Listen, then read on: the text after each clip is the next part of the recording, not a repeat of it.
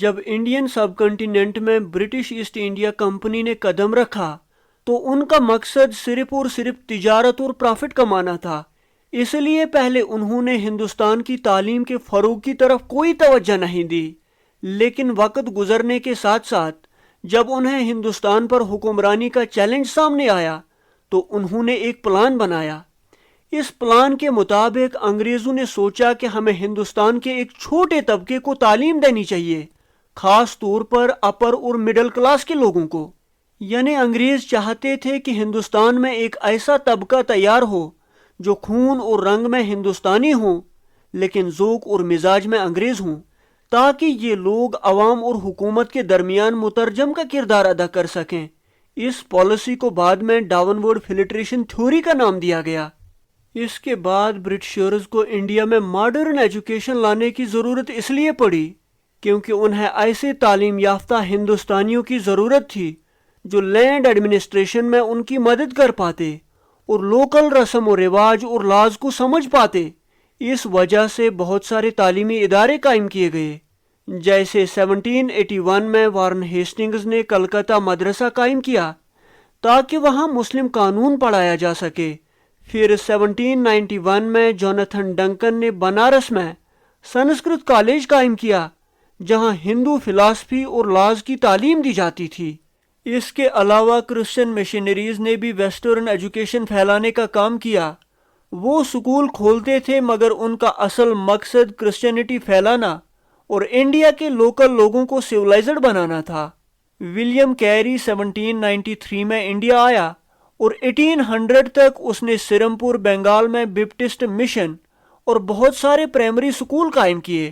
دوسری طرف انڈیا کے ریفارمرز کا خیال تھا کہ ماڈرن ایجوکیشن ضروری ہے تاکہ لوگوں میں عقلی سوچ اور سائنسی اصولوں کو فروغ دیا جا سکے۔ اس طرح انڈین سب کنٹیننٹ میں ماڈرن ایجوکیشن کی بنیاد رکھی گئی جس نے آنے والے دور میں سوسائٹی پر گہرا اثر ڈالا۔ اب ہم وہ سارے ایکٹس دیکھیں گے جو برٹش رول کے دوران انڈیا میں ماڈرن ایجوکیشن لانے کے لیے پھر اس ایجوکیشن کو ٹائم ٹو ٹائم امپروو کرنے کے لیے پاس کیے گئے تھے۔ سب سے پہلے چارلز گرانٹ اور ولیم ولبر فورس جیسے کرسچن مشنری ایکٹیوسٹز نے ایسٹ انڈیا کمپنی پر دباؤ ڈالا کہ وہ انڈیا میں انگلش لینگویج کو ایجوکیشن کے لیے استعمال کرے اور کرسچینٹی پھیلانے کی اجازت دے۔ اس دباؤ کی وجہ سے 1813 کے چارٹر ایکٹ میں ایک کلاز ایڈ کیا گیا جس کے تحت گورنر جنرل کو پابند کیا گیا کہ وہ ایجوکیشن پر کم از کم 1,00,000 روپے خرچ کرے اور کرسچن مشنریز کو انڈیا میں کرسچینٹی پھیلانے کی اجازت دے۔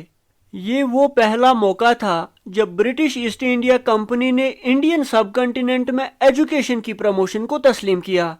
بعد میں راجہ رام موہن رائے کی کوششوں سے ویسٹرن ایجوکیشن پڑھانے کے لیے کلکتہ کالج قائم ہوا۔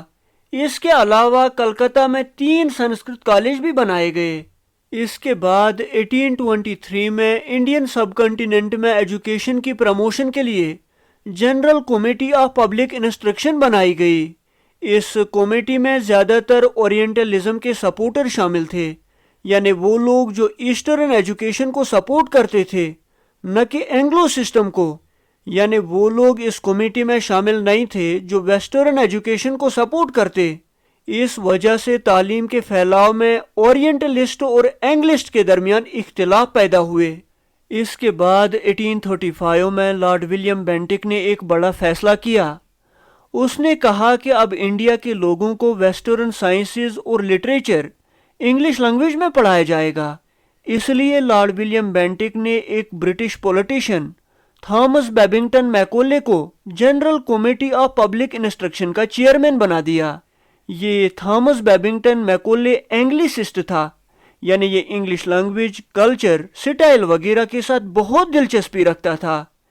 اس کے ساتھ ریورنڈ الیگزینڈر ڈف اور جے آر کولون کھڑے تھے، لیکن دوسری طرف ایک اور گروپ تھا جس میں اورینٹلسٹ لوگ تھے، یعنی وہ لوگ جو ایسٹرن یا ایشین لینگویجز، کلچر، سٹائل وغیرہ کے ساتھ دلچسپی رکھتے تھے۔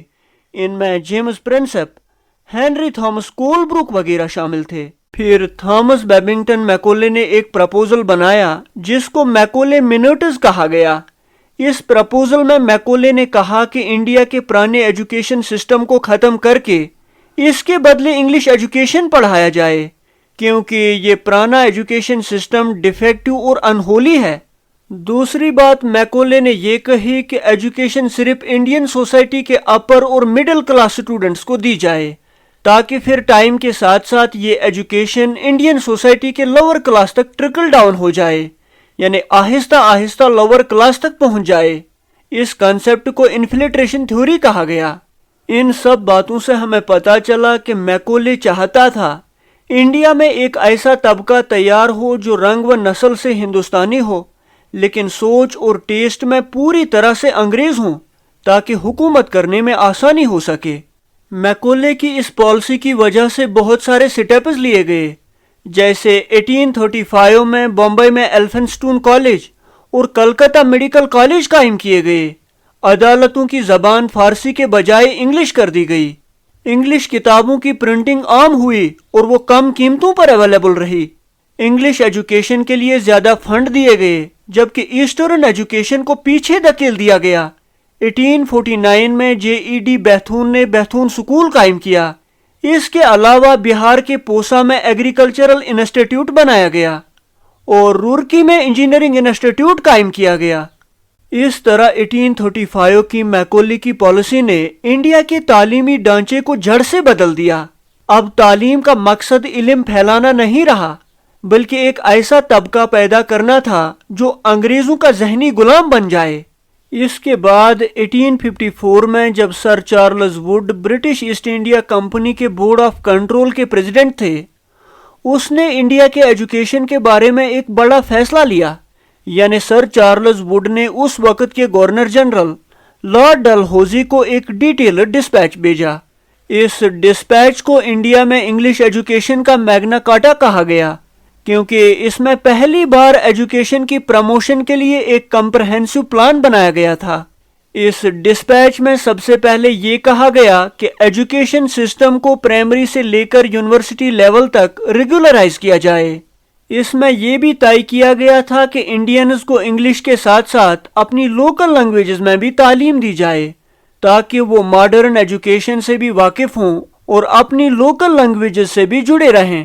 ایک اور اہم قدم یہ تھا کہ ہر پروونس میں ایک ریگولر ایجوکیشن سسٹم بنایا جائے، تاکہ تعلیم صرف بڑے شہروں تک محدود نہ رہے بلکہ پورے ملک میں عام ہو۔ ڈسپیچ میں یہ شرط بھی رکھی گئی تھی کہ ہر ڈسٹرکٹ میں کم از کم ایک گورنمنٹ سکول ہونا چاہیے، تاکہ عام لوگوں کو بھی تعلیم تک رسائی مل سکے۔ صرف یہی نہیں بلکہ کہا گیا کہ ایفیلیٹڈ پرائیویٹ سکولز کو حکومت امداد فراہم کرے، تاکہ وہ بھی بہتر انداز میں چل سکیں۔ اس ڈسپیچ میں عورتوں کی تعلیم پر بھی خاص زور دیا گیا، جو اس وقت ایک ریولوشنری آئیڈیا تھا۔ اس ووڈز ڈسپیچ کی وجہ سے 1857 تک مدراس، کلکتہ اور بمبئی میں یونیورسٹیاں قائم ہوئی۔ بعد میں پنجاب یونیورسٹی 1882 میں اور الہ آباد یونیورسٹی 1887 میں قائم کی گئی۔ یعنی اس ووڈز ڈسپیچ میں پہلی بار حکومت کو ذمہ داری دی گئی کہ عام لوگوں تک تعلیم پہنچائی جائے۔